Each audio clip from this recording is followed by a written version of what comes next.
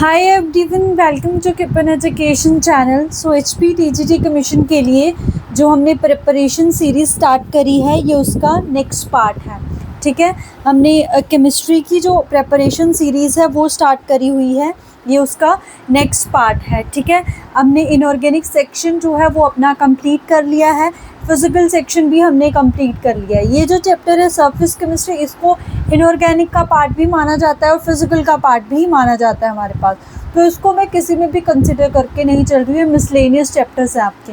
Miscellaneous chapters वो chapters होते हैं, मतलब ना वो इनऑर्गेनिक ना फिजिकल ना ही हमारे पास ऑर्गेनिक में आ रहे हैं। ठीक है, तो ये सरफेस केमिस्ट्री है, थ्योरी वाला ही चैप्टर है आपके। इसमें थ्योरी है, छोटी छोटी चीज़ें हैं, उसका आपको ध्यान रखना है। ठीक है, तो स्टार्ट करते हैं। यहाँ पे सरफेस केमिस्ट्री आपके पास। ठीक है, तो सरफेस केमिस्ट्री क्या होती है हमारे पास? Surface chemistry is a branch of a chemistry which deals with the surface phenomenon. ठीक है, सरफेस फिनोमिनन का मतलब क्या होता है कि ऐसे फिनोमिनन जो सिर्फ सरफेस पे होते हैं। ठीक है, जो सिर्फ हमारे पास सरफेस पे होते हैं उनको बोला जाता है सरफेस फिनोमिनन। ठीक है, लाइक हमारे पास जैसे वाटर है ना, वाटर को अगर हम कंसिडर करें तो जो वाटर का ऊपर वाला पार्ट होगा, जो अपर लेयर होती है ऐसे ऐसे ऊपर सबसे, वो सरफेस है। अंदर वाला जो पार्ट है वो उसका बल्क होता है। ठीक है, तो हमने इसमें वो वाले फिनोमिनन्स पढ़ने हैं जिसमें सिर्फ सरफेस पे ही पार्टिकल्स रहते हैं। ठीक है, सरफेस पे ही पार्टिकल्स रहते हैं, तो उसी टर्म्स को हम एब्जॉर्प्शन बोलते हैं। ठीक है, आप एब्जॉर्प्शन के साथ तो फेमिलियर होंगे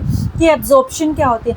एब्जॉर्प्शन क्या होती है? जब कोई चीज़ किसी चीज़ को अब्जॉर्ब कर लेती है। जैसे हमारे पास स्पंज हो, अगर हम स्पंज को पानी में डालें या आपके पास कोई इंक गिर गई हो, वहाँ पे अगर आप स्पंज को डालते हो तो स्पंज पूरी की पूरी इंक अपने अंदर डाल लेती है।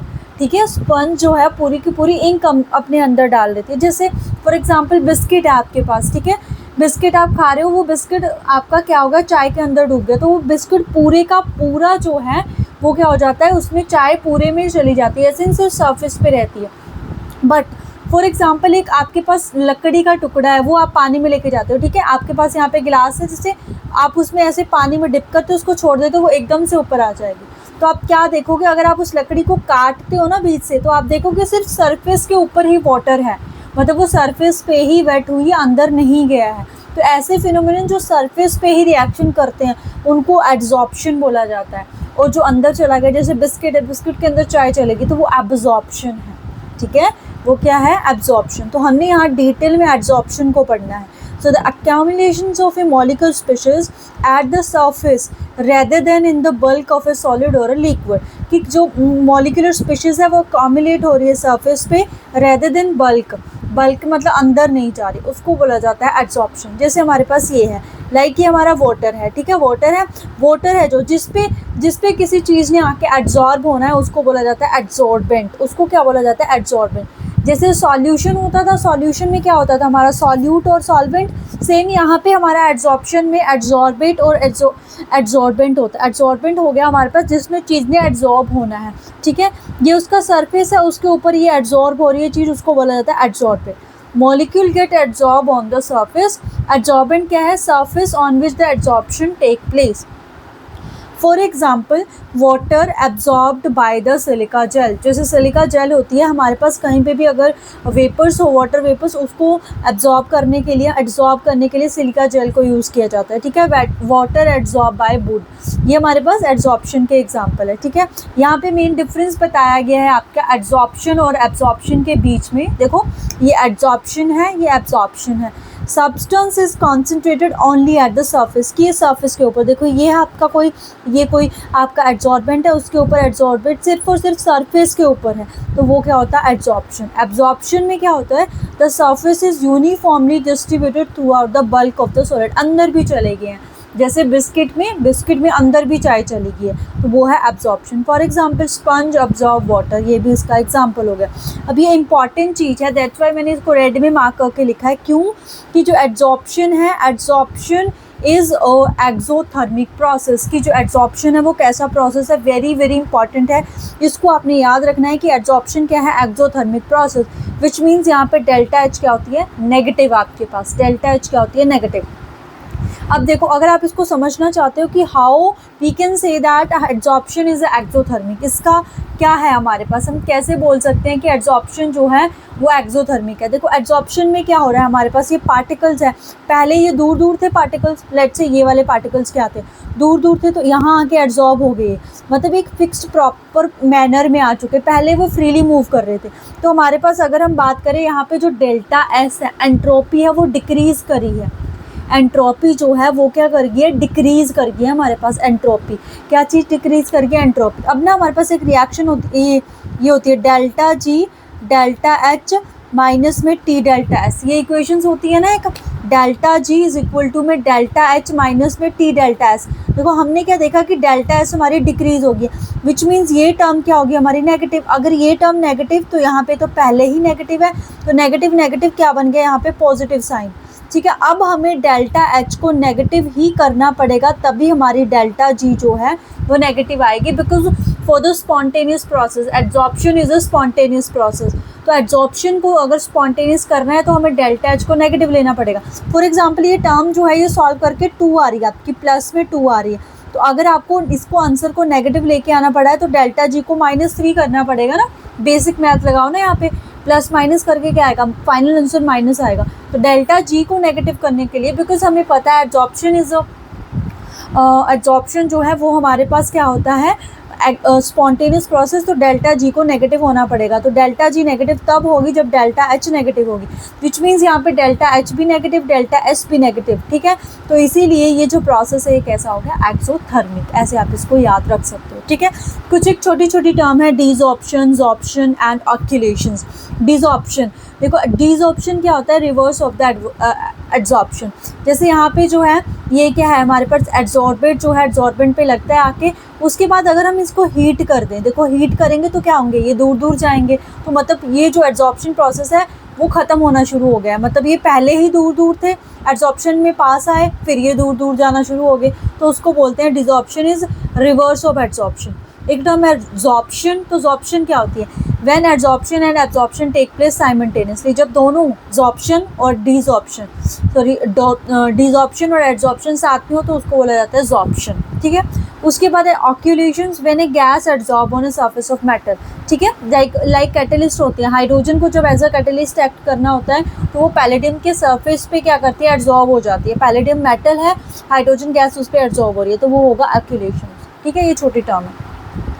उसके बाद हमारे पास आता है टाइप्स ऑफ एड्जॉर्प्शन। 2 तरह के एड्जॉर्प्शन होते हैं हमारे पास, एक फिजिकल एड्जॉर्प्शन और एक केमिकल एड्जॉर्प्शन। तो जो फिजिकल एड्जॉर्प्शन है ये ज़्यादा डिटेल में है हमारे पास, ठीक है। देखो फिजिकल एड्जॉर्प्शन को डिफरेंस की फॉर्म में समझेंगे, ठीक है, डिफरेंस की फॉर्म में समझते हैं इसको। क्या लिखा हुआ है, मतलब जो फिजिकल एड्जॉर्प्शन है उसमें क्या होती है, इंटरमोलिकुलर जो वैन डर वाल्स फोर्सेस है वो ज़्यादा कोई स्ट्रांग नहीं होती है, क्योंकि केमिकल है, मतलब इसमें बॉन्ड फॉर्मेशन हुई होगी। अगर बॉन्ड फॉर्मेशन हो रही है due to chemical bond formation, ये केमिकल बॉन्ड फॉर्मेशन की वजह से बनता है। ये हमारे पास वैन डर वाल्स फोर्सेस की वजह से बनता है, कि साइज़ की वजह से वो जो पार्टिकल है एक दूसरे को अट्रैक्ट करते हैं। ये स्पेसिफिक नहीं है, ये स्पेसिफिक होता है। देखो आपको ना यहाँ से क्वेश्चन पता क्या बनेगा, आपको 3 ऑप्शंस दे देंगे, वो इसमें से बताओ कौन सा फिजिकल एड्जॉर्प्शन का कैरेक्टरिस्टिक्स नहीं। दैट्स वाई ये जो डिफरेंस है ये बहुत इंपॉर्टेंट है आपका, ठीक है। ये स्पेसिफिक नहीं होता, ये स्पेसिफिक होता है।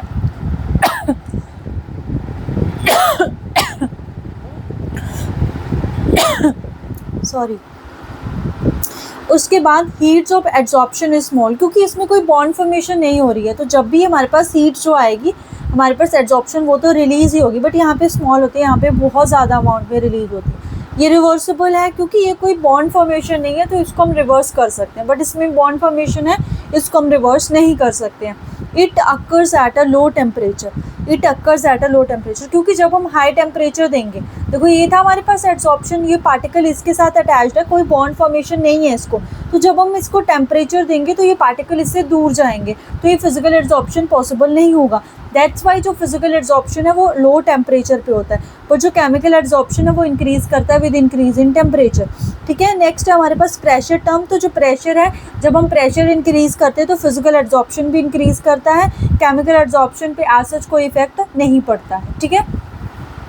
उसके बाद अगर हम बात करें लेयर्स की बात करें तो इसमें क्या है, मल्टी मॉलिक्यूलर लेयर्स बनती है। देखो लेयर्स कैसे कि एक पार्टिकल दूसरा तीसरा ऐसे इसके ऊपर फिर से एड्जॉर्ब होना स्टार्ट हो जाते हैं ऐसे करके, ठीक है। इसमें हमारे पास जो हमारा केमिकल है इसमें कुछ नहीं, ये यूनिमॉलिक्यूलर होता है, ऐसे ही चलता है क्योंकि यहाँ पे बॉन्ड फॉर्मेशन है, ये ऐसे ही लेयर बनती है इसमें, ठीक है। अब ने ये ग्राफ बनाया हुआ है कि ये फिजिकल का ग्राफ है, ये केमिकल का ग्राफ है। ये हमारे पास इस तरफ को आप समझो ये एड्जॉर्प्शन और इस तरफ को आप समझो टेम्परेचर है। तो जैसे जैसे टेम्परेचर इंक्रीज़ हो रहा है एड्जॉर्प्शन कम हो रहा है, क्योंकि फिजिकल एड्जॉर्प्शन हमने पढ़ा था वो लो टेम्परेचर पे होता है। देखो ये टेम्परेचर मान लो यहाँ पे 5-6 डिग्री सेल्सियस हुआ, तो यहाँ पे देखो मैक्सिमम एड्जॉर्प्शन है। उसके बाद जैसे जैसे टेम्परेचर इंक्रीज़ कर रहा है हमारा एड्जॉर्प्शन जो है वो कांस्टेंट हो रहा है, मतलब हो ही नहीं रहा है। इसमें देखो जैसे जैसे टेम्परेचर इंक्रीज़ कर रहा है एड्जॉर्प्शन इंक्रीज़, उसके बाद एक पॉइंट आएगा, उसके बाद ये डिक्रीज़ होना स्टार्ट हो जाएगा, ठीक है। तो ये इसको हम डिटेल में नहीं करेंगे, डिटेल में फिजिकल एड्जॉर्प्शन है हमारे पास, ठीक है। अब हम चलते हैं आगे। ये जो एड्जॉर्प्शन आइसोथर्म है हमारे पास, ठीक है, इसके बारे में डिटेल में देखेंगे अब हम। ये जो ग्राफ था पीछे हमारे पास ग्राफ था, देखो हमने एड्जॉर्प्शन तो देख लिया फिजिकल और केमिकल एड्जॉर्प्शन। उसके बाद आता है हमारे पास फैक्टर अफेक्टिंग फिजिकल एड्जॉर्प्शन, क्योंकि हमने फिजिकल एड्जॉर्प्शन को डिटेल में पढ़ना है। पहली बात तो nature of the adsorbent and the nature of the adsorbent, कि एड्जॉर्बेंट और एड्जॉर्बेट कैसे हैं, कि अगर ये ऐसे हुए कि इनके बीच में बहुत ज़्यादा स्ट्रॉन्ग मतलब एक दूसरे को अट्रैक्ट करते हुए तो ये इजीली एड्जॉर्ब होंगे, अगर नहीं करते हुए तो नहीं होंगे ये, ठीक है। सरफेस एरिया, तो जितना ज़्यादा सरफेस एरिया होगा उतने ज़्यादा पार्टिकल जो हैं वो एड्जॉर्ब होंगे, तो वो डायरेक्टली प्रोपोर्शनल है एड्जॉर्प्शन के, ठीक है। उसके बाद हमारे पास प्रेशर पे हमने देखा है डायरेक्टली प्रोपोर्शनल है एड्जॉर्प्शन पे, बट कंडीशन क्या है, टेम्परेचर लो होना चाहिए। उसके बाद टेम्परेचर के तो इन्वर्सली प्रोपोर्शनल है एड्जॉर्प्शन, कौन सा, फिजिकल एड्जॉर्प्शन, ठीक है। अगर बात करें केमिकल की वो डायरेक्टली प्रोपोर्शनल है। अब देखो ये हमारे पास एड्जॉर्प्शन आइसोथर्म आता है। आइसोथर्मल प्रोसेस कौन से होते हैं, हमने थर्मोडायनेमिक्स में पढ़ा था। आइसोथर्मल जो प्रोसेस है वो कौन से होते हैं हमारे पास, दैट प्रोसेस जिनमें कांस्टेंट क्या होता है हमारा, आइसो मीन सेम, थर्मल से आप याद रख सकते हो टेम्परेचर, ठीक है। ऐसे प्रोसेस जिसमें टेम्परेचर क्या होता है, सेम होता है, उनको आइसोथर्म बोला जाता है हमारे पास, ठीक है। तो ये ग्राफ प्लॉट किया था फ्रेंडलिक ने, ठीक है। फ्रेंडलिक ने ग्राफ प्लॉट करा था किसके बीच में, एक्स अपॉन में एम। एक्स हमारे पास क्या है, ये मोल फ्रैक्शन हमारे पास गैस की है, इसका मास आ जाएगा। मतलब ये एक तरह से हमें एड्जॉर्प्शन बता रही है टर्म, और इस तरफ हमने प्रेशर लिया है। तो देखो जैसे जैसे हम प्रेशर को इंक्रीज़ करें एड्जॉर्प्शन इंक्रीज़, उसके बाद एक ऐसी स्टेज आएगी कि उसके बाद हमारा जो एड्जॉर्प्शन है वो क्या हो जाएगा, कांस्टेंट, ठीक है। एड्जॉर्प्शन क्या हो जाएगा, कांस्टेंट। तो it gives a relationship between the magnitude, ये हमें रिलेशनशिप बताता है, ठीक है। ये हमें रिलेशनशिप बताता है between the magnitude of adsorption and the pressure at a constant temperature.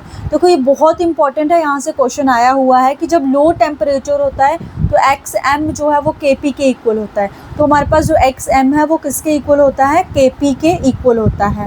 For high pressure x m जो है वो के इक्वल होता है, मतलब प्रेशर पे डिपेंड ही नहीं कर रहा है। देखो ये है ना हमारे पास, जैसे जैसे हाई प्रेशर हुआ उसके बाद तो कांस्टेंट एड्जॉर्प्शन, मतलब वो प्रेशर पे डिपेंड ही नहीं कर रहा है, दैट्स वाई के इक्वल। और मीडिएटर इंटरमीडिएट में क्या है, x m is equal to K P 1 upon में एन, ठीक है।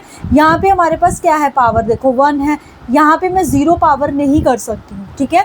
0 पावर नहीं कर सकती क्योंकि इन्फिनिटी बन जाएगा, तो कोई भी टर्म इन्फिनिटी नहीं होती है, विच मीन्स एड्जॉर्प्शन होने के लिए जो n की पावर है वो 0 से लेके 1 के बीच में ही होगी।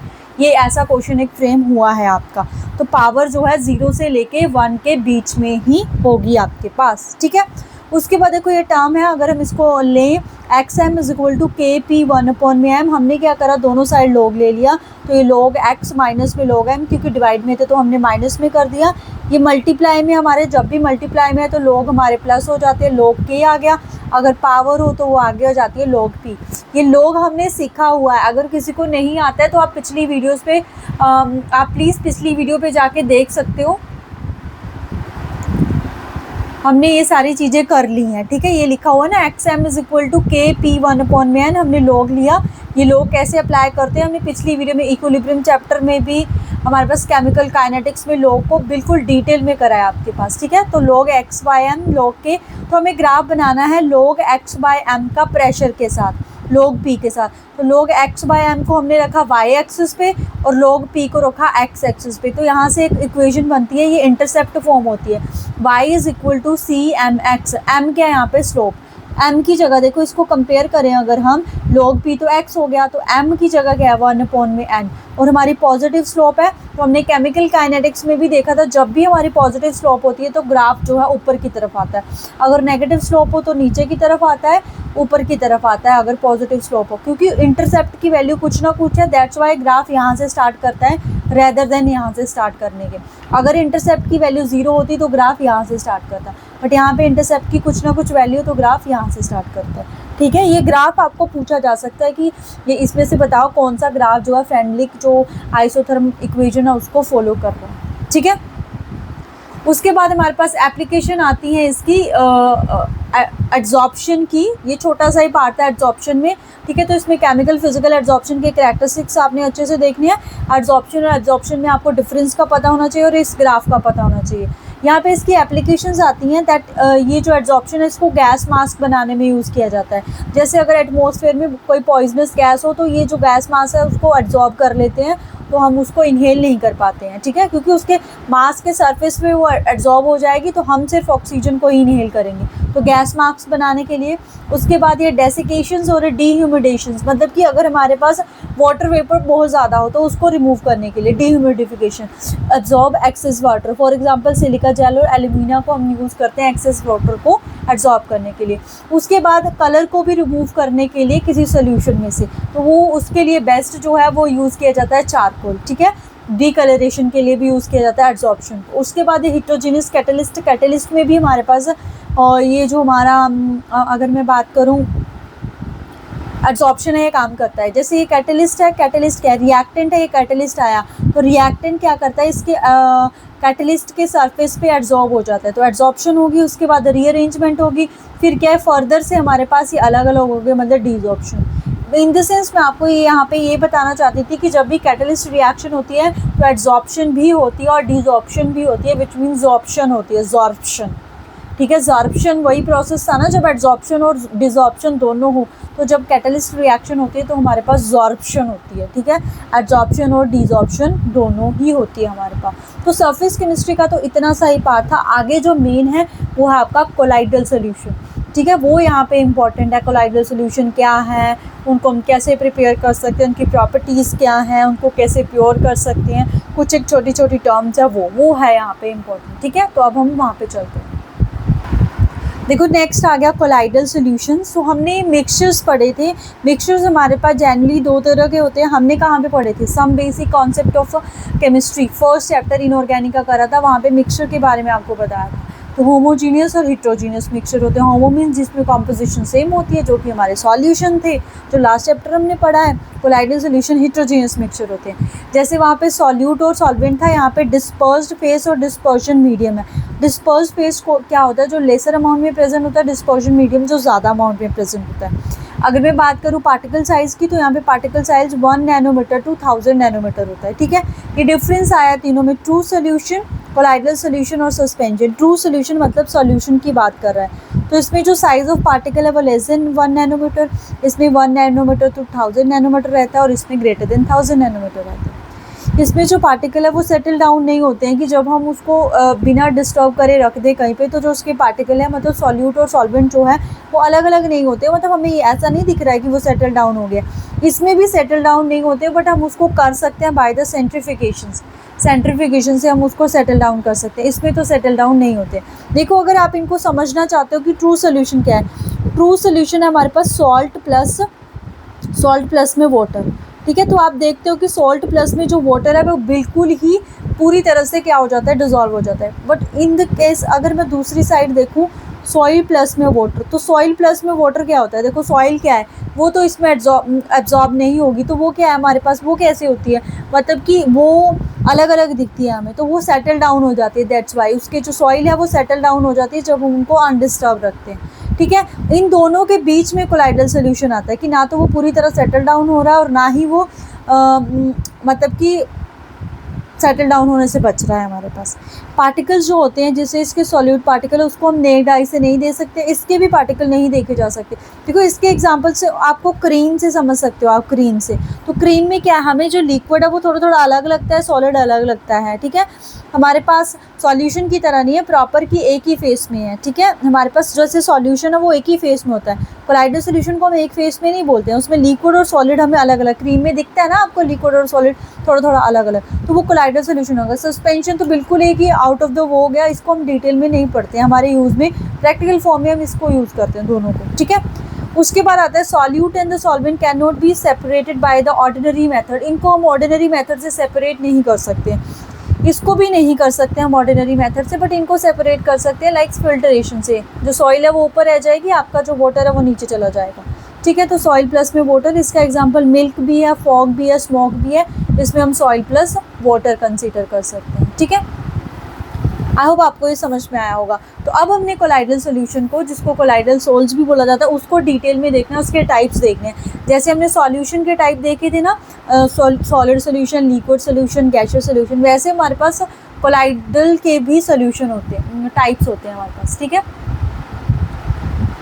तो ये देखो हमारे पास, ठीक है, ये डिस्पर्स्ड फेज ले लिया मैंने यहाँ पे डिस्पर्जन मीडियम ले लिया। तो डिस्पर्स्ड फेज जब हमारा सॉलिड सॉलिड सॉलिड है, डिस्पर्स्ड फेज सॉलिड सॉलिड है, उसके बाद डिस्पर्जन मीडियम सॉलिड भी हो सकता है, लिक्विड भी हो सकता है, गैस भी हो सकता है। तो जब dispersed phase solid, dispersion medium solid, तो उसको बोला जाता है सॉलिड सॉइल, सॉलिड सॉल बोला जाता है। इसके एग्जांपल है जो भी कलर्ड ग्लास होते हैं, जेमस्टोन होते हैं। तो अगर हमारा सॉलिड इन लिक्विड हो तो उसको सोल बोला जाता है, ठीक है। इसको सॉलिड सोल, इसको सोल बोला जाता है। जैसे पेंट हो गया, पेंट्स में दिखता है ना सॉलिड ज़्यादा होता है, मतलब उसमें लिक्विड कम होता है, हमारे पास नहीं, लिक्विड ज़्यादा और सॉलिड कम होता है, तो हमारे पास वो पेंट, सेल्फ फ्लूइड्स भी हमारे पास। उसके बाद जहाँ पे भी जो गैस है ना वो एज अ डिस्पर्जन मीडियम आएगी। देखो यहाँ पे गैस डिस्पर्जन मीडियम, तो एरोजोल, गैस यहाँ पे डिस्पर्जन मीडियम, तो एरोजोल हमारे पास, ठीक है। तो जहाँ पे भी gas as a dispersion medium आएगी उसका नाम होता है एरोजोल। ये इंपॉर्टेंट है, एरोजोल और एक इमल्शन और ये जेल, ये इंपॉर्टेंट है, ठीक है। ये आपके इंपॉर्टेंट है, इनको याद रखना है कि किसमें क्या डिस्पर्स फेस है और कौन सा डिस्पर्जन मीडियम है, ठीक है। सॉलिड इन गैस हमारे पास एरोजोल, फॉर एग्जाम्पल स्मोक और डस्ट पार्टिकल। उसके बाद आता है लिक्विड इन सॉलिड, उसमें जेल हो गए हमारे पास, लाइक चीज़ हो गया, बटर्स हो गया, जेलीज होगी। लिक्विड इन लिक्विड, ये इंपॉर्टेंट है, इसका नाम है इमल्शन, जैसे कि हमारा मिल्क हो गया या हेयर क्रीम होगी। उसके बाद लिक्विड इन गैस, तो ये है aerosol, like fog, mist, cloud, insecticide spray, ठीक है। एरोजोल है, फोग हमारे पास, बट लिक्विड इन गैस। उसके बाद गैस इन सॉलिड, उसको सॉलिड सोल ही बोलते हैं, प्यूमाई स्टोन और फोम रबड़ होती है। उसके बाद गैस इन लिक्विड, उसको फोम बोला जाता है, फ्रोथ हो गया, विप्ड क्रीम होगी, सोप हो गया, लेदर हो गया, सारे गैस इन लिक्विड हो गए। अभी आप यहाँ देख सकते हो कि मैंने गैस इन गैस नहीं लिखा है, क्योंकि जो गैस इन गैस हमारे पास फेस होता है वो बिल्कुल इंटरमिक्स हो जाते हैं, वो एक ही फेस में आ जाते हैं। दैट्स वाई जो कोलाइडल जो टाइप्स है वो हमारे पास गैस इन गैस एग्जिस्ट नहीं करता है। ये क्वेश्चन भी बन सकता है कि वो कौन सा कोलाइडल टाइप्स है जो पॉसिबल नहीं है, गैस इन गैस पॉसिबल नहीं है हमारे पास, क्योंकि उसमें एक इंटरफेस ही नहीं रहता है हमारे पास, वो दोनों प्रॉपरली मिक्स हो जाते हैं, तो वो एज अ सॉल्यूशन बिहेव करते हैं। गैस इन गैस सॉल्यूशन हो सकता है, but colloidal solution gas in gas नहीं हो सकता है हमारे पास, ठीक है। तो ये हमारे पास टाइप्स ऑफ कोलाइडल आ गया, डिस्पर्जन मीडियम और डिस्पर्जन फेस को जब हमने अलग अलग करा। अब हम टाइप्स ऑफ अट्रैक्शन पढ़ेंगे कि जो हमारे पास डिस्पर्जन मीडियम और डिस्पर्जन फेस में अट्रैक्शन है वो कैसी है, स्ट्रॉन्ग है या वीक है। तो स्ट्रॉन्ग और वीक के बेसिस पे इसको दो टाइप्स में डिफ्रेंशिएट किया गया है, ठीक है, दो टाइप्स में डिफ्रेंशिएट किया गया हमारे पास। देखो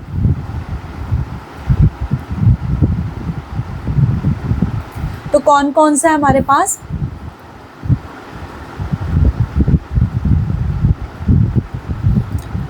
तो लायोफिलिक सॉलिड और मतलब लायोफिलिक सोल और लायोफोबिक सोल। देखो फिलिक जो वर्ड होता है ना, फिलिक, इसका मतलब होता है लविंग, इसका क्या मतलब होता है, लविंग, याद रखना है इसको। और जो फोबिक है उसका मतलब होता है हेटिंग, उसका क्या मतलब होता है हेटिंग। और लायो लगा हुआ है मतलब लिक्विड लविंग, मतलब ये ऐसे सोल है जो लिक्विड लविंग है और ये ऐसे सोल है जो लिक्विड हेटिंग है। मतलब इसमें जो डिस्पर्जन फेस और मीडियम है, क्योंकि वो मिक्स होना चाहते हैं एक दूसरे के साथ, तो इनमें बहुत ज़्यादा अट्रैक्शन होगी, ग्रेट एफिनिटी, इसमें वेरी लिटल होगी। बहुत ज़्यादा स्टेबल है क्योंकि अट्रैक्शन है, इसमें ये लेस स्टेबल होते हैं। इसको हम ईजिली बना सकते हैं बाय वार्म, गर्म करके बना सकते हैं इसको, क्योंकि ये तो चाहते ही हैं बाइंड होना, तो उसको ईजिली, ये हमारे पास इनकी जो प्रिपरेशन है वो डिफ़िकल्ट होती है।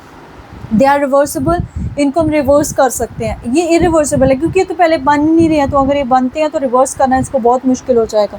पार्टिकल्स आर हाईली सॉल्युबेटेड, मतलब कि बहुत ज़्यादा वाटर के साथ उनका बहुत ज़्यादा लव है, तो हैवीली सॉल्युबेटेड मतलब वाटर में बहुत ज़्यादा सॉल्युबल होंगे, ये नहीं होंगे। इंपॉर्टेंट चीज़ है यहाँ पे जो सरफेस टेंशन होती है हमारे पास कोलाइडल सोल की, वो क्या होती है, लेस देन होती है मीडियम से, डिस्पर्जन मीडियम से, बट यहाँ पे सरफेस टेंशन इक्वल होती है। बट जो विस्कोसिटी है वो ग्रेटर देन होती है मीडियम से सोल की, यहाँ पे विस्कोसिटी भी सेम होती है। ठीक है, एग्जाम्पल में हम लायोफिलिक में देख सकते हैं, देखो स्टार्च है, ग्लीटेन है, आपके पास प्रोटीन है, ये सारी चीज़ें इन वाटर। गोल्ड आपके पास फेरिक हाइड्रोक्साइड, उसके बाद ये आर्सेनिक ट्राइऑक्साइड इन वाटर, ये सारी चीज़ें वाटर में। हमारे पास किसका एग्जांपल है, लायोफोबिक सोल का। देखो ये सारे एग्जांपल एनसीईआरटी में मेंशन थी, तो उनको एज सच आपने देखना है। ये जो चैप्टर है ना थोड़ा थ्योरी वाला है, इसमें याद करनी पड़ती हैं चीज़ें। ठीक है, अब हमने ये देख लिया है कि हमारे पास जब फोर्स ऑफ अट्रैक्शन है उस बेसिस पे जो कोलाइडल सोल है वो दो टाइप्स के होते हैं, लायोफिलिक एंड फोबिक।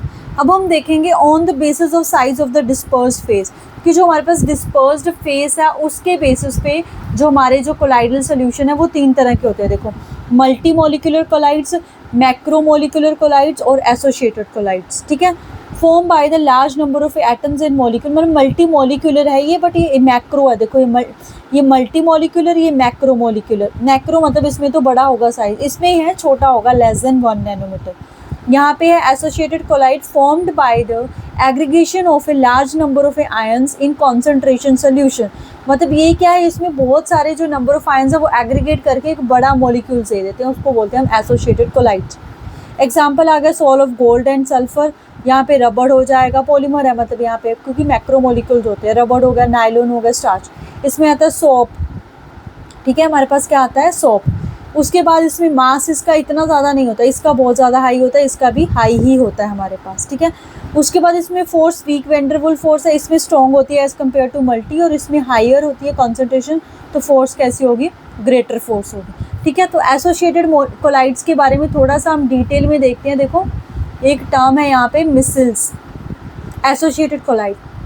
देखो ये क्वेश्चन आया हुआ है कि एट लो कॉन्सेंट्रेशन जो इलेक्ट्रोलाइट है वो एज ए इलेक्ट्रोलाइट बिहेव करता है, बट अब इलेक्ट्रोलाइट अगर उसकी कॉन्सेंट्रेशन हम बहुत ज़्यादा हाई कर दे वो as a colloidal solution behave करता है। At low concentration electrolyte as a electrolyte काम करता है, बट अगर हम कॉन्सेंट्रेशन हाई कर दें तो इलेक्ट्रोलाइट कोलाइडल सोल्यूशन बन जाता है। बहुत इंपॉर्टेंट चीज़ है due to the formation of the micelles. देखो मिसल्स क्या एक अरेंजमेंट है, ये देखो अरेंजमेंट होती है कि इसमें क्या है, जो ये चार्ज पार्टिकल है बाहर की तरफ हो जाता है तो एक स्पेशल टाइप के अरेंजमेंट बना देता है। ठीक है, तो इसको मिसल बोला जाता है, और ये तभी बनती है एक स्पेशल टेम्परेचर पे, अगर उस टेम्परेचर से ऊपर टेम्परेचर जाता है जिसको बोला जाता है क्राफ्ट टेम्परेचर, और जो कॉन्सेंट्रेशन है वो कॉन्सेंट्रेशन भी उस कॉन्सेंट्रेशन से अबव जाती है जिसको बोला जाता है क्रिटिकल मिसल कॉन्सेंट्रेशन, CMC। ठीक है, क्या बोला जाता है, क्रिटिकल मिसल कॉन्सेंट्रेशन। एग्जाम्पल है इसका सोप और डिटर्जेंट। ठीक है, छोटी क्लासेस में 10th में आपने कार्बन एंड कंपाउंड में देखा होगा, वहाँ पे था ये cleansing action of a soap, ये कपड़े जो है वो कैसे हमारे पास साफ़ होते हैं, तो उसमें यही सारी चीज़ होती है हमारे पास। ठीक है, तो हमारे पास टाइप्स आए हैं कोलाइडल्स के। अब हम पढ़ेंगे कि कैसे हम कोलाइड को बना सकते हैं। ठीक है, हम कैसे कोलाइडल सोल्यूशन को प्रिपेयर कर सकते हैं।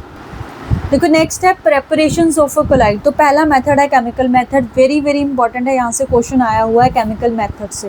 देखो केमिकल मेथड मतलब इसमें केमिकल रिएक्शंस होंगी, लाइक डबल डीकम्पोजिशन, ऑक्सीडेशन हो सकती है, रिडक्शन हो सकती है, हाइड्रोलिसिस हो सकती है। देखो क्वेश्चन ये आया हुआ था कि आर्सेनिक जो ऑक्साइड है उसको आर्सेनिक सल्फाइड में कन्वर्ट करना है, तो कौन सा प्रोसेस हम यूज़ करेंगे। देखो कौन सा प्रोसेस यूज़ हो रहा है, डबल डीकम्पोजिशन। क्या हो रही है हमारे पास, डबल डीकम्पोजिशन, इसको आपको याद करना पड़ेगा। ठीक है, उसके बाद सल्फर ऑक्साइड है, देखो ऑक्साइड है, इससे इसका सल्फर सोल बनाना है, विच मीन्स हमें ऑक्सीजन को इससे दूर करना है, रिमूवल करना है ऑक्सीजन का। तो रिमूवल ऑक्सीजन क्या हो जाता है, रिडक्शन। देखो क्या हो जाएगा यहाँ पे, रिडक्शन हो जाएगा, इसीलिए 3 सल्फर प्लस में H2O। इसको आप ऐसे याद रख सकते हो, ऐसे आ सकता है कि सल्फर डाइऑक्साइड से सल्फर सोल हम कैसे बनाएंगे, तो कैसे बनाएंगे, ऑक्सीजन को हटाना है मतलब रिडक्शन कर देंगे। अब ये गोल्ड क्लोराइड है, इससे गोल्ड का सोल बनाना है। देखो ये क्लोराइड है, क्लोरीन इससे हट गया है, क्लोरीन इज इलेक्ट्रोनेगेटिव एलिमेंट, तो इलेक्ट्रोनेगेटिव एलिमेंट का लॉस भी तो ऑक्सीडेशन रिडक्शन ही होता है हमारे पास, क्योंकि ऑक्सीजन भी इलेक्ट्रोनेगेटिव एलिमेंट है, क्लोरीन भी इलेक्ट्रोनेगेटिव एलिमेंट है, तो इनका रिमूवल हो रहा है, तो इनका रिमूवल रिडक्शन। तो जो गोल्ड सोल है वो भी रिडक्शन से बनता है हमारे पास। ठीक है, वो भी किससे बनता है, रिडक्शन से बनता है। उसके बाद है फेरिक क्लोराइड। फेरिक क्लोराइड से हमने फेरिक हाइड्रोक्साइड बनाना है, ठीक है। तो इसमें क्या है, Cl3 की जगह हमें OH चाहिए तो वाटर के साथ ट्रीट करवाना पड़ेगा। तो अगर वाटर के साथ ट्रीट करवा रहे हैं तो हाइड्रोलिसिस करनी पड़ेगी। तो ये इंपॉर्टेंट है, इसको आप एज सच याद कर लीजिएगा, ये NCERT की बुक में एज सच मेंशन है आपके पास, ठीक है। उसके बाद जो सेकंड मेथड आता है वो है हमारे पास ब्रिडिक आर्क मेथड, ठीक है। साइंटिस्ट के नाम पे है, ब्रिडिक जो साइंटिस्ट रहे हैं उनके नाम पे है, ठीक है। तो इसमें क्या होता है, हमारे पास ये डिस्पर्जन मीडियम ले रखा है, उसमें हम इलेक्ट्रोड्स डालते हैं और नीचे क्या है हमारे पास, ये आइस बाथ है। यहाँ पे आइस बाथ की जो हमारी जो मेटल है वेपराइज फॉर्म में आएगी, तो जो आइस है वो उसको कंडेंस कर देगा। तो इस प्रोसेस में डिस्पर्जन भी होती है और कंडेंसेशन भी होती है, ठीक है। In this method electric arc stuck between the dispersion medium, intense heat produce, बहुत ज़्यादा हीट प्रोड्यूस होती है, उससे जो मेटल है वो वेपराइज हो जाती है और वो मेटल फिर कंडेंस हो जाती है इस आइस की वजह से। तो जो ये प्रोसेस है किस किस के लिए यूज़ किया जाता है, मेटल्स, स्पेशली जो मेटल्स हैं उनके सोल बनाने के लिए, जैसे गोल्ड होगी, सिल्वर होगी, प्लेटिनम होगी। हो सकता है ये क्वेश्चन कि गोल्ड सिल्वर प्लेटिनम के सोल बनाने के लिए कौन सा मेथड यूज़ किया जाता है, कौन सा मेथड यूज़ किया जाता है, ब्रिडिक आर्क मेथड, ठीक है। अगर ऐसा मेंशन होगा, देखो अगर ऐसा मेंशन है कि गोल्ड का जो है क्लोराइड है उससे हमें गोल्ड सोल बनाना है तो उसकी रिडक्शन होगी। अगर सिंपली वो पूछ लेता है तो आप ब्रिडिक आर्क भी बोल सकते हो, वो सही है, ठीक है। उसके बाद है थर्ड मेथड हमारे पास जो कि है पेप्टाइजेशन। देखो थर्ड मेथड क्या है, पेप्टाइजेशन। तो इस प्रोसेस में क्या होता है, देखो process of A converting freshly prepared precipitate, कि हमने फ्रेशली, ये बहुत इंपॉर्टेंट टर्म है यहाँ पे, फ्रेशली प्रिपेयर्ड प्रेसिपिटेट, कि हमने कोई प्रेसिपिटेट बनाया उसको हम कोलाइडल सोल्यूशन में कन्वर्ट कर देते हैं बाय एडिंग सम इलेक्ट्रोलाइट, कि उसमें इलेक्ट्रोलाइट ऐड करने से। अब देखो इसमें होगा क्या, देखो ये हमारा फ्रेशली प्रिपेयर्ड प्रेसिपिटेट है, जब हम इसको इसके साथ ट्रीट करवाएंगे, इसको इसके साथ हम ट्रीट करवाएंगे, देखो क्या होगा हमारे पास, इन दोनों में एक कॉमन आयन है Fe3, तो जो भी कॉमन आयन होगा वो उसको एब्जॉर्ब कर लेता है। तो ये Fe जो है यहाँ पे एज अ पॉजिटिव होगा, तो एज अ पॉजिटिव होगा तो ये अपने ऊपर पॉजिटिव चार्ज को अकामुलेट कर लेगा। देखो दैट्स वाई इससे कैसा कोलाइडल सोल बना, positively charge colloidal sol. Colloidal sol positively charge और नेगेटिवली चार्ज भी होते हैं, इसके बारे में डिटेल में हम आगे जाके पढ़ेंगे कि पॉजिटिव और नेगेटिव कैसे डिसाइड करते हैं। देखो जब भी आपको सोइल बनाना है तो जो भी कॉमन आयन होगा, यहाँ पे कॉमन आयन आयरन है तो आयरन होता है पॉजिटिव चार्ज का, तो विच मीन्स यहाँ पे वो पॉजिटिव चार्ज अकामुलेट कर देगा। तो इसको बोला जाता है पेप्टाइजेशन, कि जब हम किसी इलेक्ट्रोलाइट को ऐड करते हैं, ठीक है, और जो इलेक्ट्रोलाइट ऐड होता है उसको बोला जाता है पेप्टाइजिंग एजेंट, ठीक है, उसको बोला जाता है पेप्टाइजिंग एजेंट। तो ये हमारे पास मेथड थे कौन कौन से, मतलब कि इनको प्रिपेयर करने के, कि कैसे कैसे, by chemical method, by Bredig arc और पेप्टाइजेशन। अब जब इन मेथड से हम कोलाइडल को बनाते हैं तो उसमें कुछ ना कुछ प्योरीफिकेशन मतलब की ज़रूरत पड़ती है, मतलब कि इम्प्योरिटीज़ आ जाती है, तो उसको प्योर किया जाता है। तो उसको हम क्योर कैसे कर सकते हैं, अब है हमारे पास प्योरीफिकेशन ऑफ कोलाइडल सोल्यूशन, ठीक है। क्या है हमारे पास प्योरीफिकेशन, देखो अब हम प्योरीफिकेशन को देखेंगे। तो ये हमारे पास प्योरीफिकेशन ऑफ कोलाइडल सोल्यूशन। पहला मेथड है डायलिसिस। देखो डायलिसिस हमारे पास क्या होता है, हमारी जो जब हमारी किडनी वर्क नहीं करती है, मतलब ब्लड को प्योर नहीं कर पाती है, तो वो हमारे पास डायलिसिस किया जाता है ना, सुना तो होगा आपने डायलिसिस में कैसे, उसमें जो है एक तरह से जो मतलब एक तरफ से ब्लड जो है वो प्योर ब्लड चढ़ाया जाता है, दूसरी तरफ से इम्प्योर ब्लड जो है बाहर की तरफ होता है, पूरा सर्कल जो मतलब हमारी बॉडी के अंदर होता है वो एक्सटर्नली किया जाता है। तो इसमें भी ऐसे ही होता है। देखो process of removing dissolve substance from a colloidal solution, जैसे मान लो ये कोलाइडल सोल्यूशन है हमारे पास, ठीक है, इसमें क्या है कि कुछ एक पार्टिकल्स है, जैसे मेटल्स पार्टिकल है ये इसमें इम्प्योरिटीज़ है, तो इन इम्प्योरिटीज़ को हम कैसे दूर करते हैं, तो एक ऐसा मेम्ब्रेन लेते हैं। देखो ये सेमी परमेबल मेम्ब्रेन है, कि इसमें से जो लार्ज पार्टिकल है जैसे मेटल्स के जो आयन्स है वो ही इसमें से क्या करते हैं, पास करते हैं, जो कोलाइडल सोल्यूशन के पार्टिकल है वो पास नहीं करते हैं, वो पास नहीं करते हैं। तो ये सेमी परमेबल मेम्ब्रेन के थ्रू ये पास कर जाते हैं, तो अंदर हमारा सोल बच जाता है। तो वही लिखा हुआ है by the means of A diffusion through semi permeable membrane. Diffusion क्या होता है, जब हमारे कॉन्सेंट्रेशन जो मॉलिक्यूल है वो हाई कॉन्सेंट्रेशन से लो कॉन्सेंट्रेशन की तरफ जो है मूव करते हैं, ठीक है। ऑस्मोसिस कल पढ़ा था, उसमें लो कॉन्सेंट्रेशन से हाई, ये उसका बिल्कुल अपोजिट होता है, ठीक है, डायलिसिस। उसके बाद जो दूसरा प्रोसेस है वो है इलेक्ट्रोडायलिसिस। देखो ये डायलिसिस का ही पार्ट है इलेक्ट्रोडायलिसिस। तो जो डायलिसिस है ये हमारा स्लो प्रोसेस होता है, तो उसको फास्ट करने के लिए हम उसके साथ क्या, उसको इलेक्ट्रिसिटी की प्रेजेंस पे कराते हैं, कैथोड एनोड लगा देते हैं। तो उससे क्या रिएक्शन फास्ट हो जाती है, हमारा जो सोल है वो जल्दी जो है वो प्योर हो जाता है। ठीक है, तो ये हमारे पास प्योरिफिकेशन के मेथड आए हैं। अब है हमारे पास properties of a colloidal sol. ठीक है, क्या है हमारे पास properties of a colloidal sol. देखो सबसे पहले बहुत इंपॉर्टेंट है टिंडल इफेक्ट। टिंडल इफेक्ट क्या है? Scattering of A light when pass through a mixture, कि जब हम किसी लाइट को पास करते हैं मिक्सचर से, इससे ठीक है, लाइक कोलाइडल सॉल्यूशन से कर लो, सॉल्यूशन से कर लो, सस्पेंशन से कर लो। तो सिर्फ जो सॉल्यूशन, जो हमारे पास कोलाइडल सॉल्यूशन और सस्पेंशन है वही टिंडल इफेक्ट शो करते हैं। ठीक है, जो सॉल्यूशन है वो टिंडल इफेक्ट शो नहीं करता, क्योंकि उसका जो पार्टिकल साइज़ है वो बहुत छोटा होता है, जिसकी वजह से जब वो लाइट को स्कैटर करता है उसकी वजह से जो पाथ है वो विजिबल हो जाता है हमारे पास, क्या हो जाता है, and the path become visible, illuminates हो जाता है। ठीक है, colloidal and the suspension show Tyndall effect, की जो कोलाइडल सोल्यूशन है और जो सस्पेंशन है वही टिंडल इफेक्ट शो करते हैं, हमारा ट्रू सोल्यूशन जो है टिंडल इफेक्ट शो नहीं करता है। ठीक है, उसके बाद ऐसा क्या कंडीशन है कि जो हमारे पास जो टिंडल इफेक्ट शो करे, तो जो साइज़ होना चाहिए पार्टिकल का वो सेम होना चाहिए वेवलेंथ ऑफ द लाइट, जो लाइट हमने पास करनी है उसका जो साइज़ है वही साइज़ पार्टिकल का होना चाहिए, तभी हमारा टिंडल इफेक्ट शो होगा।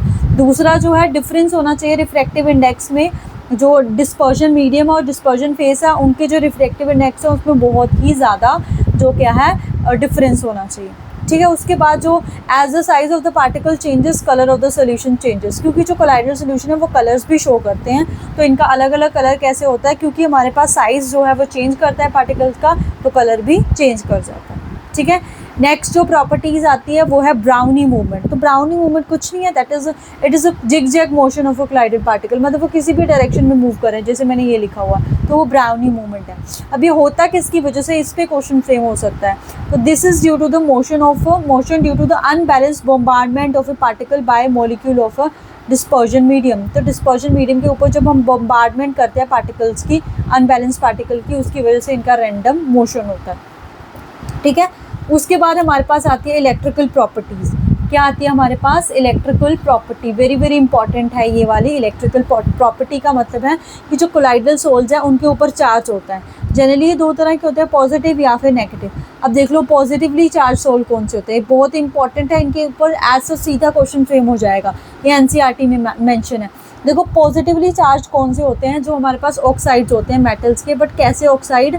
हाइड्रेटेड, मतलब उनके साथ वाटर है। देखो एल्यूमिनियम ऑक्साइड है, उसके साथ वाटर है, क्रोमियम ऑक्साइड है, वाटर है, फेरिक ऑक्साइड है, उनके साथ वाटर है, मतलब हाइड्रेटेड मेटेलिक ऑक्साइड जो है वो पॉजिटिव चार्ज सोल होते हैं।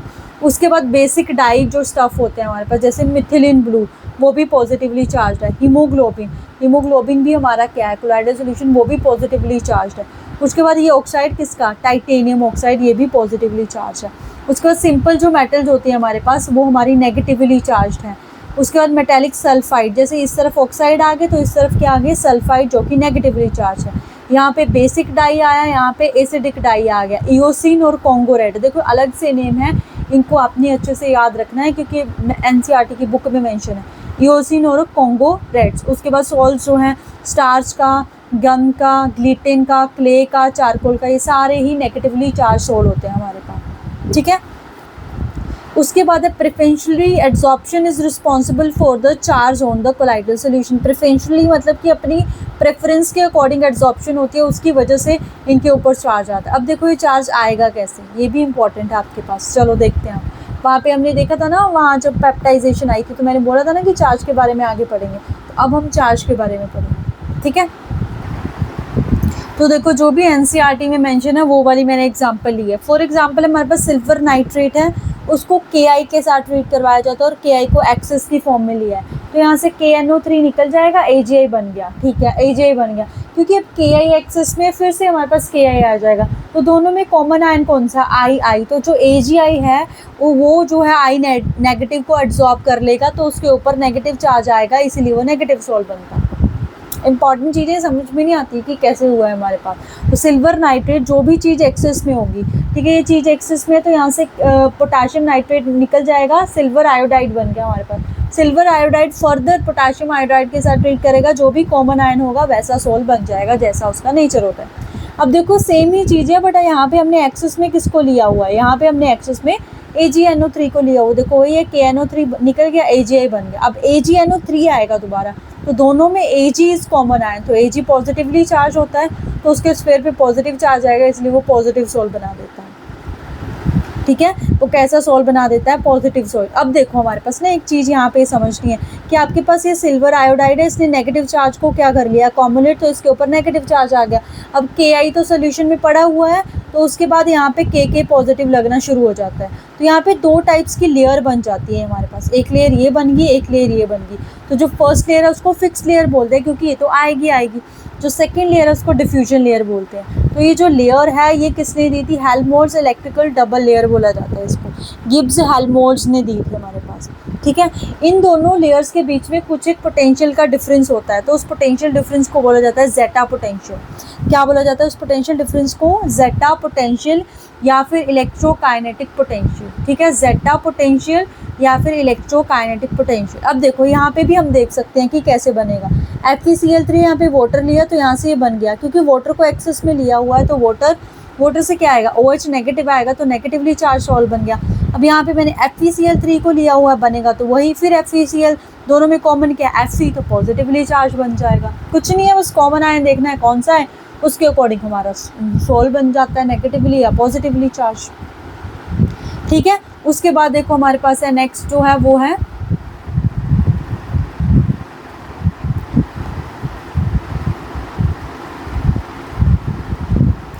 इलेक्ट्रोफोरेसिस। देखो इलेक्ट्रोफोरेसिस एक ऐसी हमारे पास टेक्निक है जिसने बताया था कि कोलाइडल सॉल्यूशन के ऊपर चार्ज होता है, existence of a charge on colloidal solution confirm by the electrophoresis. ठीक है, ये क्वेश्चन फ्रेम हो सकता है कि कोलाइडल सोल के ऊपर जो चार्ज है वो किस टेक्निक के द्वारा हमें पता चलता है, तो वो है इलेक्ट्रोफोरेसिस। ठीक है, नेक्स्ट प्रॉपर्टी आती है क्योगुलेशन।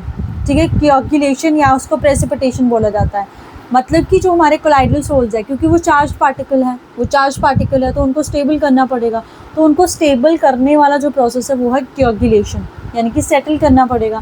The process of a settling of a colloidal particle is known as a coagulation या फिर प्रेसिपिटेशन। लायोफोबिक सोल जो है स्टेबल, लायोफोबिक सोल, देखो हमारे पास लायोफिलिक जो है वो तो स्टेबल ही हैं, जो लायोफोबिक है उनको भी हम स्टेबल बना सकते हैं। ठीक है, लायोफिलिक तो स्टेबल है ही है, वो हम पढ़ चुके हैं, बट अब लायोफोबिक को कैसे स्टेबल बनाया जा सकता है, क्योंकि उसके ऊपर होता है चार्ज, तो उसके चार्ज को रिमूव करके इसको स्टेबलाइज्ड किया जा सकता है। तो वो चार्ज रिमूव करवाना ही हमारा क्या है, क्योगुलेशन। अब इसको कैसे कर सकते हैं हम, कैसे कर सकते हैं, बाय इलेक्ट्रोफोरेसिस कर सकते हैं, बाय बॉइलिंग कर सकते हैं, बाय एडिशन ऑफ इलेक्ट्रोलाइट कर सकते हैं। मतलब अगर हमारा पॉजिटिवली चार्ज सॉल्व हुआ तो उसमें नेगेटिव इलेक्ट्रोलाइट डाल दो तो वो स्टेबल हो जाएगा। By mixing of oppositely charge sol, वही है, या ऑपोजिटली चार्ज सोल डाल दो उससे हो जाएगा। ठीक है, ion responsible for the neutralisation of a charge is called coagulated ion और द फ्लक्चुएटिंग आयन। हमारे पास सोल है कोई, उसमें हमने एक ऐसा आयन डाला जो अपोजिटली चार्ज है, उसकी वजह से वो क्या हो जाएगा, न्यूट्रलाइजेशन हो जाएगी चार्ज की। तो वो जो आयन डाला हमने जिसकी वजह से न्यूट्रलाइजेशन हुई उसको बोला जाता है कोगुलेटेड आयन और द फ्लक्चुएटेड आयन। ठीक है, क्या बोला जाता है उसको, कोगुलेटेड आयन और फ्लक्चुएटिंग आयन हमारे पास। ठीक है, उसके बाद जो कोगुलेशन है, मतलब ये किस पे डिपेंड करती है, ये डिपेंड करती है, हमारे पास एक रूल आया था, हार्डी-स्कल्स रूल। उन्होंने क्या बोला था कि जितनी ज़्यादा greater the valency of fluctuating ion, मतलब जो आयन है उसके ऊपर जितना ज़्यादा चार्ज होगा, चाहे वो पॉजिटिव है चाहे वो नेगेटिव है, उससे कोई फ़र्क नहीं पड़ता, उतनी ज़्यादा कोगुलेशन होगी। जैसे यहाँ पे Al3 पॉजिटिव है, Pa2 पॉजिटिव है, Na पॉजिटिव है, तो Al3 सबसे फास्ट कोगुलेटिंग करेगा। अब नेगेटिव चार्ज यहाँ पे 4 नेगेटिव है, यहाँ 3 है, यहाँ 2 है, यहाँ 1 है, तो ये सबसे फास्ट कोगुलेशन करेगा। ठीक है, तो ये छोटी छोटी टर्म्स है, इनको आपने याद करना है यहाँ पे। उसके बाद एक कोगुलेटिंग कोगुलेटिंग वैल्यू क्या होती है, minimum concentration of electrolyte in millimoles per litre required to cause coagulation in 2 hours. कि वो मिनिमम कंसंट्रेशन जो हमने मिलीमोल में लेनी है, पर लीटर लेनी है, जो 2 आवर्स में कोगुलेशन कर दे, उसको बोला जाता है कोगुलेटिंग वैल्यू। ठीक है, जितनी ज़्यादा कोगुलेटिंग वैल्यू होगी उतनी कम पावर होगी। ठीक है, क्योंकि हम जब कोगुलेटिंग वैल्यू जो है वो ज़्यादा से ज़्यादा, मतलब कॉन्सेंट्रेशन हम ज़्यादा से ज़्यादा ले रहे हैं, विच मीन्स कोगुलेशन करने में हमें उतना टाइम लग रहा है, तो मतलब कोगुलेशन पावर कम है ना, तो कोगुलेशन पावर जो होती है वो इन्वर्सली प्रोपोर्शनल होती है किसके, कोगुलेशन वैल्यू की। ठीक है। तो यहाँ पे ये हमारे पास ख़त्म हुआ इसका प्रॉपर्टी वाला पार्ट। अब इसको प्रोटेक्शन है, जैसे लायोफिलिक सॉल्ट है, लायोफिलिक जो सॉल्ट है वो तो स्टेबल है, उसको तो प्रोटेक्शन की रिक्वायरमेंट नहीं है, और जो लायोफोबिक है वो स्टेबल नहीं है, तो उसको प्रोटेक्शन की रिक्वायरमेंट है। और आपको ये प्रीवियस ईयर क्वेश्चन में भी आया हुआ है कि लायोफोबिक सॉल्ट को हम कैसे प्रोटेक्ट करते हैं। तो अब हम पढ़ेंगे प्रोटेक्शंस ऑफ कोलाइड्स, ठीक है।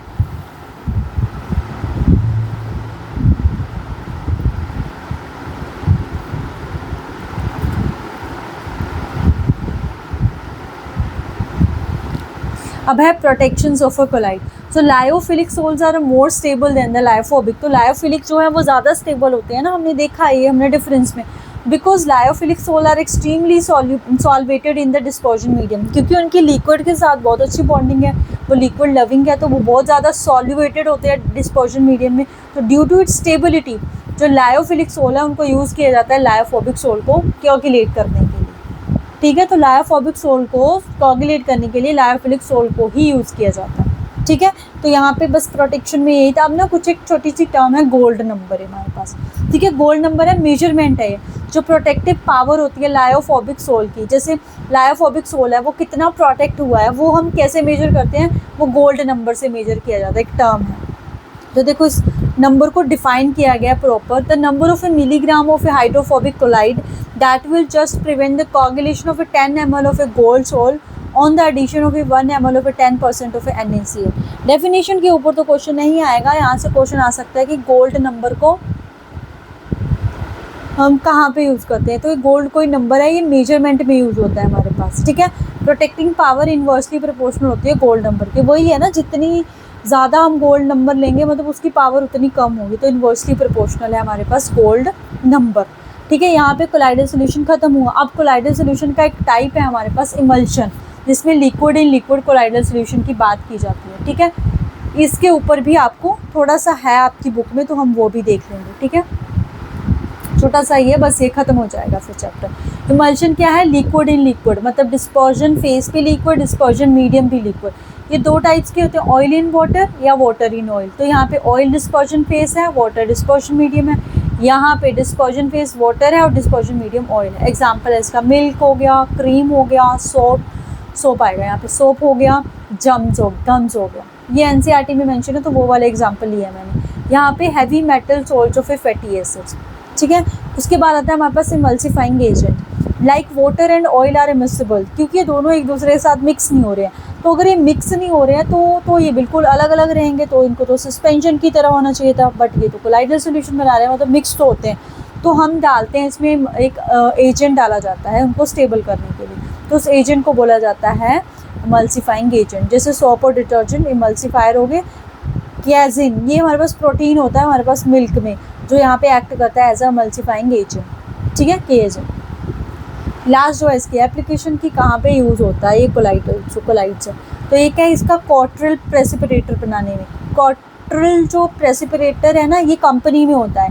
जैसे जो कंपनीज हैं उसमें प्रोडक्शंस होती है, तो स्मोक जो है वो स्मोक है, वो बहुत ज़्यादा जो स्मोक है वो रिलीज़ करते हैं, तो उसकी वजह से क्या होता है, पॉल्यूशन बढ़ता है। तो आपने सुना होगा ऐसे मे बी, जैसे कंपनीज़ होती है तो उनके पास एक पोल्यूशन कंट्रोल का उनको दिया जाता है गवर्नमेंट की तरफ से कि आप इतना ही, मतलब एक पोल्यूशन को आपको एक लिमिट के अंदर रखना है, ठीक है। अगर उससे ज़्यादा वो एक्सीड कर गया तो बैन कर जाते हैं या उनको फ़ाइन लगता है, ऐसा कुछ, ठीक है।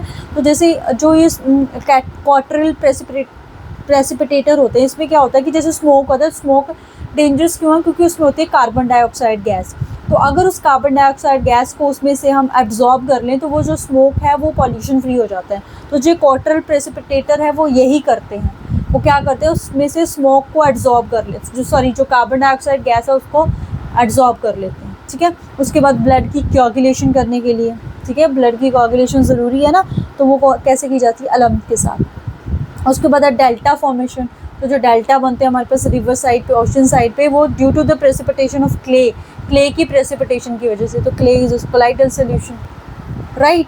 तो ये था हमारे पास आज का आपका इम्पॉर्टेंट चैप्टर। तो यहाँ पे सरफेस केमिस्ट्री चैप्टर जो है वो ओवर होता है। और एक बात, अगर आपको नोट्स चाहिए तो आप चैनल का जो इंस्टा पेज है वो ज्वाइन कर सकते हो, वहाँ पे आपको कंप्लीट इन्फॉर्मेशन मिल जाएगी नोट से रिगार्डिंग, और जो नोट है वो पेड है। तो अगर आप परचेज़ करना चाहते हैं तो आप मैसेज कर सकते हैं, ठीक है। तो आज के लिए इतना ही, बहुत जल्दी नेक्स्ट वीडियो में मिलेंगे। Thank you so much, happy learning.